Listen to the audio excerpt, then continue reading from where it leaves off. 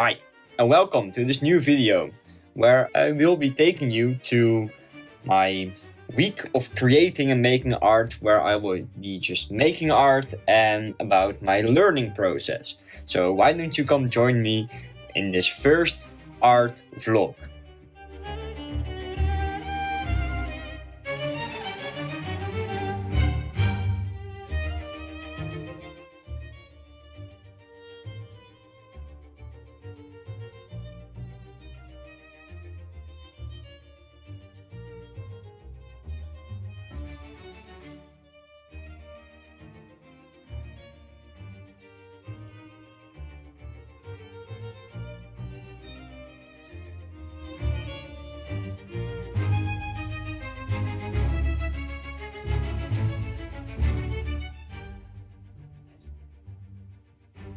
Besides watercolor, I also did some oil painting, and there are a few paintings I made can be seen here, both portraits and some plein air painting I tried my hand off. The portrait paintings I'm quite content with, especially the colors.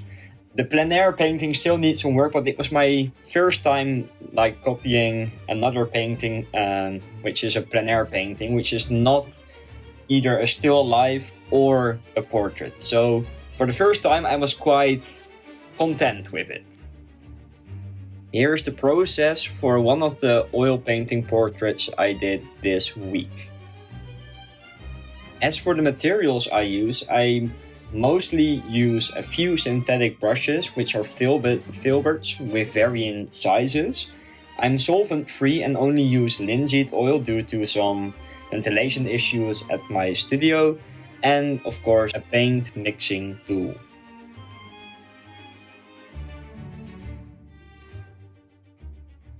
As for the colors, I use titanium white, alizarin crimson, vermilion red, yellow ochre, cadmium yellow, phthalo blue, cobalt blue, burnt umber, and burnt sienna. These colors are all from Winsor & Newton, the Winton series, and offer a wide range of colors. Because I still require a lot of practice in proportions and value, I still do a lot of charcoal sketches of portraits, in which I practice my proportions and the values of the planes of the face. And here are just some portraits I did in my sketchbook in charcoal and white.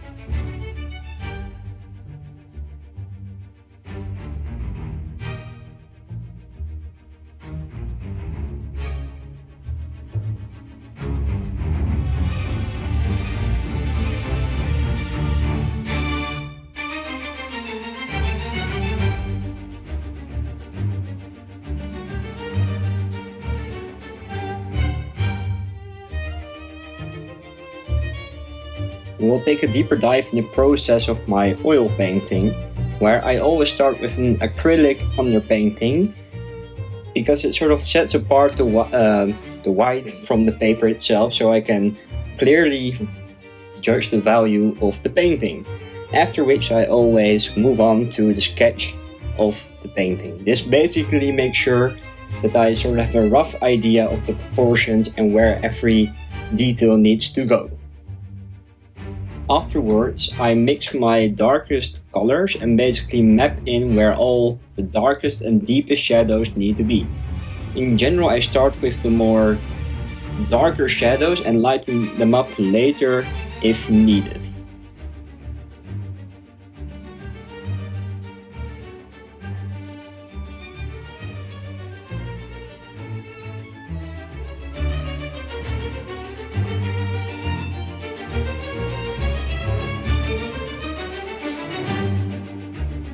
Afterwards, I move to the more lighter parts of the face, while I still maintain my colors to the face itself, and the torso.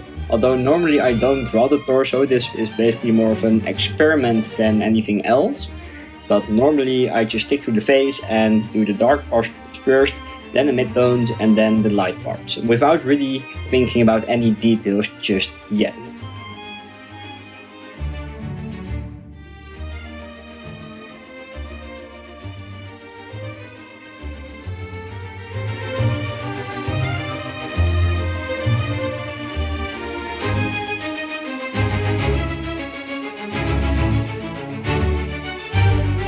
After I'm done with the face, I move on to the background, where I first scrape off every part of the paint from the palette and start with some new colors for the background, where I usually start with a deep, rich, darker color for the background and sort of make the portrait pop out of the background by lightening up around the person in question.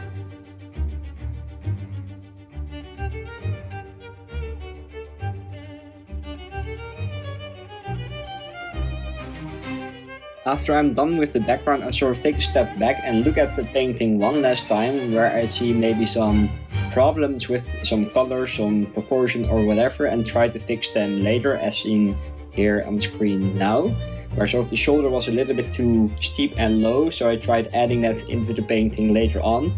Not the best workflow, but yeah, you gotta fix your mistakes if you see them. So here you see the palette after painting some of the mistakes and the background. Quite a bit of mess. And now we will also get to the grand reveal of this new painting I made.